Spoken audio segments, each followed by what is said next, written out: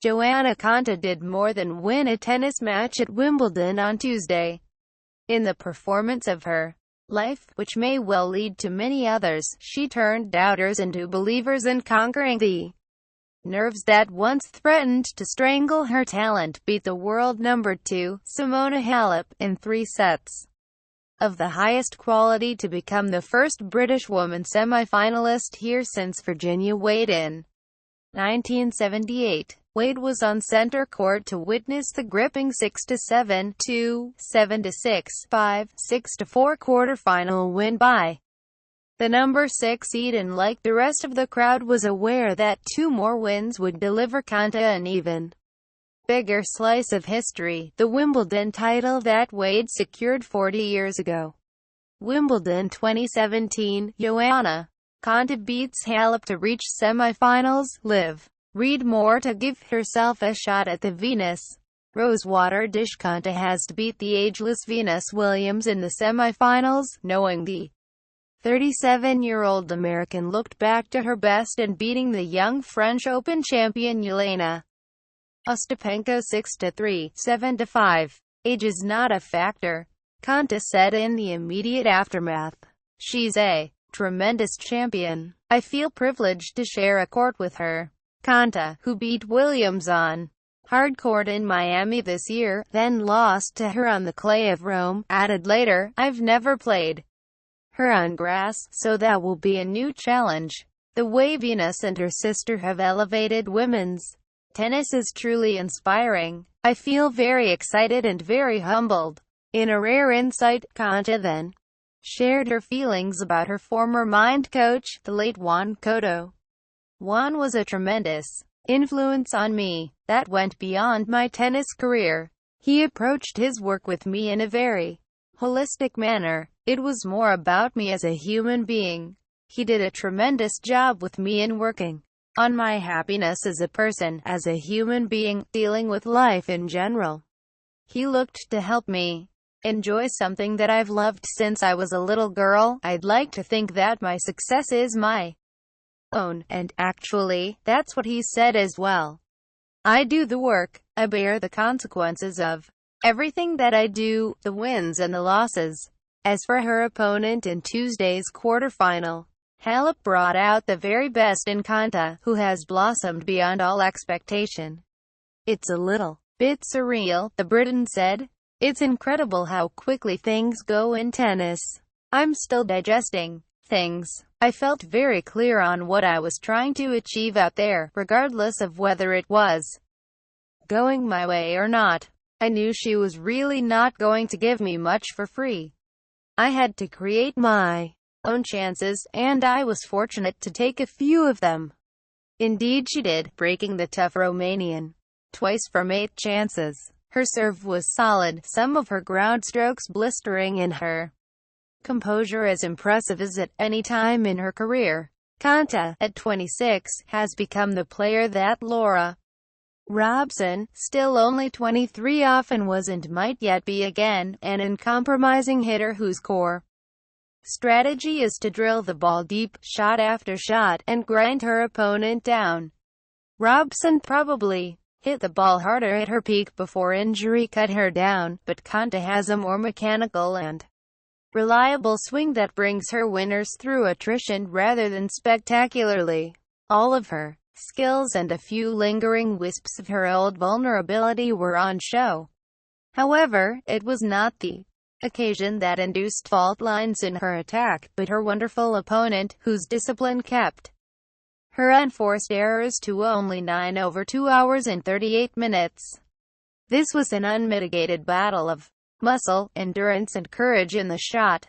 Neither of them held back for a second. Facebook, Twitter, Pinterest. Johanna Konta returns to Simona Halep during their women's singles quarterfinal match. Photograph, Tom. As much as it might have been an optical illusion, the hitting between them, within their own parameters of power, seemed more venomous than that in the opening match between Novak Djokovic and Adrian Mannarino. In that men's 4th-round match, the emphasis was on placement above power. In this women's three-setter, each punch was loaded for a knockout, hit flat and fast across the lowest point of the net. Variety is not just the spice of life, it is the best way to induce doubt on a tennis court. Roger Federer was amazed, for instance, that his young doppelganger, Grigor Dimitrov, did not serve and volley once in the entirety of their match on Monday, or the tournament, for that matter. Here, there was not a hint of a drop shot until the third point of the 12th game. 43 minutes into the match, even though there were several openings before then, not many followed. Both coaches, Wim Fissette for Konta and Halep's Darren Cahill, are acknowledged tacticians, maybe. They also see ripping the ball to shreds as the safest route to victory. Reinforcing that suspicion, the relentless power punching of Konta earned her a break back to love in the 25th minute, and she kept it up all the way to the tiebreak. A couple of elementary mistakes cost her the set. Would she fold or fight? Her challenge was not just subduing her wired-up opponent but also her own nerves. It is a task she has managed well in two close wins against Halep on the tour, and she diligently worked her way back into the match. There were moments of anxiety in the fifth game as she looked like blowing a 40-love lead before staying ahead in the serving cycle. Halep fought doggedly to hold for 4-all. The match was building to the perfect climax, Konta hitting fiercely in nearly every exchange to keep it alive, Halep defending with desperate brilliance. Konta's serve had opened the door for her and she was finishing points clinically down the line after forcing Halep wide, keeping her own lines straight rather than angled. She got to deuce twice on Halep's shaky serve in the pivotal ninth game with some quality returning, but blew the chance of taking the set with a forehand volley that drifted long. The noise when they went to the second tie-break was amplified to the point of hysteria under the roof. Konta could afford no slip-ups. Halep, of course, wanted to end it here. Konta bullied her across the baseline in a high-level rally for set point and after an hour and 50 minutes, served out, bringing the stadium to a pitch of excitement normally seen in the closing moments of a final. Konta's demeanor looked controlled in the deciding set. Halep, though, might have cast an idle thought back to blowing the final of the French Open when a set 3-0 and game point up against Ostapenko. That's a tough memory to erase.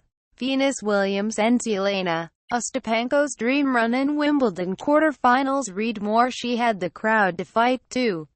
With rain having wiped out the rest of the program, it was as if the combined psychic energy of Wimbledon was now trained on the hothouse of center court, and it was overwhelmingly in favor of Konta. Halep handed Konta the break in the fifth game with a weary forehand. The sense of expectation in the crowd could almost be sniffed on the moist and captured air inside the arena. Halep looked buried in frustration, her hitherto magnificent defensive game finally fraying at the edges. The end was weird, Halep almost stopping the shot as some fool screamed prematurely before dumping a backhand low into the net.